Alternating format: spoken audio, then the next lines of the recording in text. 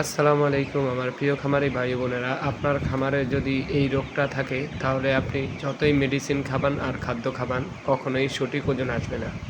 আজকের এই ভিডিওতে পায়খানাটির রোগ সম্পর্কে আলোচনা করব ইনশাআল্লাহ। আপনারা অবশ্যই ভিডিওটি শেষ পর্যন্ত দেখবেন।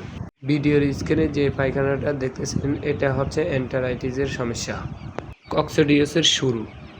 এই সমস্যাটি হয় বেশিরভাগ লিটার ম্যানেজমেন্ট থেকে। লিটার যদি আপনার ড্যাম হয় এবং স্যাঁতসেঁতে হয় তখন এই সমস্যাটা দেখা দিবে।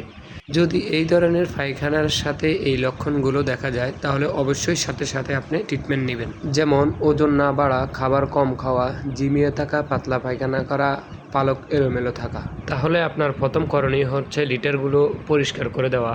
পরিষ্কার ও বিশুদ্ধ পানি দিন। পানিতে ইলেকট্রোলাইট প্লাস ভিটামিন সি 3 থেকে 5 দিন ব্যবহার করুন। প্রোবায়োটিক 3 থেকে 5 দিন ব্যবহার করুন। ফিডে ছত্রাক বা নষ্ট হওয়ার লক্ষণ আছে কিনা অবশ্যই পরীক্ষা করুন। এই পায়খানাটাই কক্সিডিয়াসের ইঙ্গিত দেয়। খামারে যদি রক্ত মিশ্রিত বা বাদামি পায়খানা দেখা যায় তাহলে কক্সিডিয়াসের চিকিৎসা প্রয়োজন হতে পারে। সঠিক ওজন আনতে সঠিক ম্যানেজমেন্ট করুন। ভিডিওটি ভালো লাগলে অবশ্যই লাইক কমেন্ট করে শেয়ার করে পাশে থাকবেন। আল্লাহ হাফেজ।